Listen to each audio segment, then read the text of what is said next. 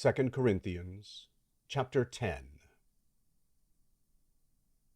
Now I, Paul, myself, entreat you by the humility and gentleness of Christ, I, who in your presence am lowly amongst you, but being absent am bold towards you.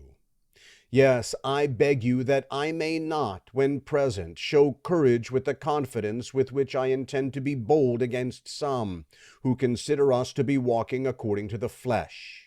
For though we walk in the flesh, we don't wage war according to the flesh.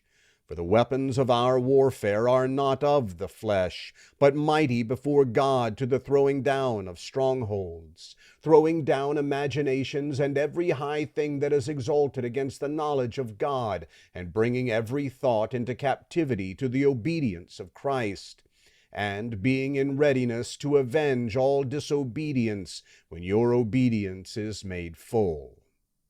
Do you look at things only as they appear in front of your face?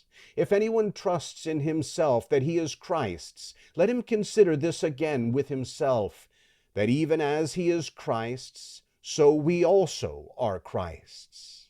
For even if I boast somewhat abundantly concerning our authority, which the Lord gave for building you up and not for casting you down, I will not be ashamed, that I may not seem as if I desire to terrify you by my letters. For his letters, they say, are weighty and strong, but his bodily presence is weak and his speech is despised. Let such a person consider this, that what we are in word by letters when we are absent, such we are also in deed when we are present. For we are not bold to number or compare ourselves with some of those who commend themselves, but they themselves, measuring themselves by themselves, and comparing themselves with themselves, are without understanding. But we will not boast beyond proper limits, but within the boundaries with which God appointed us, which reach even to you. For we don't stretch ourselves too much as though we didn't reach to you.